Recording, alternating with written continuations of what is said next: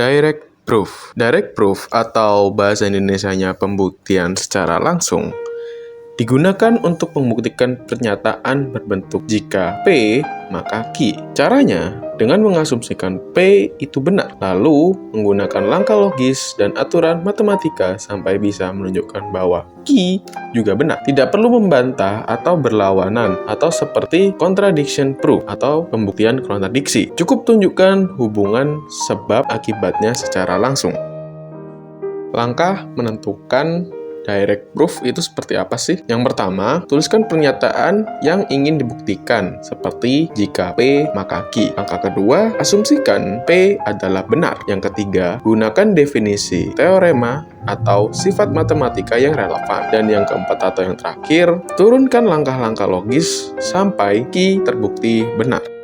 Selanjutnya, kita menggunakan contoh matematika sederhana. Pada soal, buktikan jika N adalah bilangan genap, maka N kuadrat juga genap. Kita misalkan N adalah 2K, karena N adalah genap, maka N kuadrat sama dengan dalam kurung 2K, 2 sama dengan 4K kuadrat. Atau, kalau bisa kita jabarkan menjadi 2, buka kurung, 2K kuadrat tutup kurung. Karena hasil yang dituliskan sebagai 2 dikali bilangan bulat, maka N kuadrat sama dengan genap, dan selesai. Terbukti jika Q adalah genap atau terbukti benar.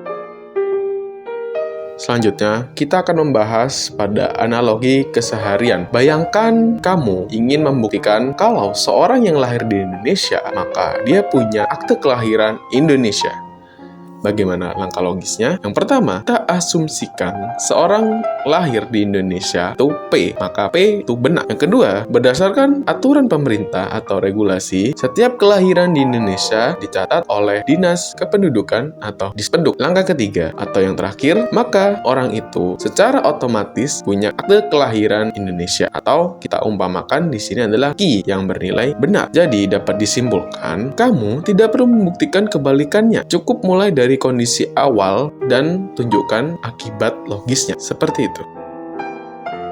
Indirect proof atau bahasa Indonesianya pembuktian tak langsung digunakan untuk membuktikan pernyataan berbentuk jika P maka Q, bukan dengan langsung membuktikan Q tapi mengasumsikan kebalikannya, yaitu Q salah, lalu menunjukkan bahwa hal itu menyebabkan kontradiksi dengan fakta atau logika yang sudah diketahui benar. Dengan kata lain, kalau asumsi Q salah membuat kekacauan logika, maka Q pasti benar. Langkah menentukan. Pertama, tulis pernyataan yang ingin dibuktikan. Jika P, maka Q. Kedua, asumsikan P benar dan Q salah atau negasi Q. Yang ketiga, gunakan definisi, teorema, dan sifat matematika yang relevan. Yang keempat, jika dari asumsi itu muncul kontradiksi, hasil yang tidak mungkin, berarti Q harus benar.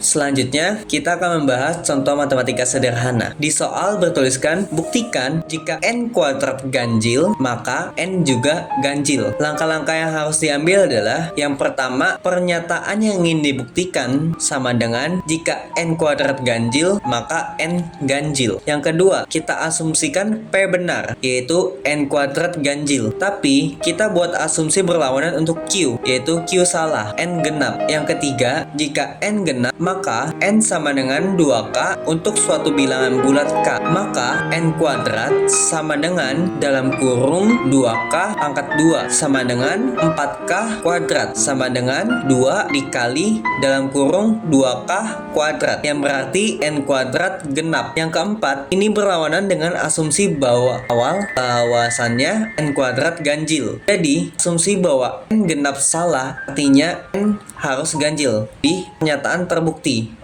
Oke, kita sekarang akan membahas analogi dalam keseharian atau kehidupan sehari-hari. Oke, kita bayangkan kalau kita ingin membuktikan kalau seseorang itu jujur, maka dia tidak menyontek. Yang pertama, kita asumsikan bahwa orang itu jujur sebagai P, yaitu bernilai benar. Tapi, anggap dia mencontek dengan nilai Q, yaitu salah atau negasi Q-nya dari pernyataan berlawanan kalau dia tidak mencontek. Oke, selanjutnya kita menulis kalau dia mencontek, itu berarti dia tidak jujur. Padahal tadi kita sudah anggap dia jujur dalam pernyataan. Nah, dari sini muncul kontradiksi antara dua hal itu. Jadi, asumsi dia mencontek itu salah, maka kesimpulannya orang jujur tidak mencontek. Jadi, pembuktian tak langsung itu kayak membuktikan dengan menabrakkan logika, kayak sengaja mengambil arah yang salah atau berlawanan dengan pemahaman normal.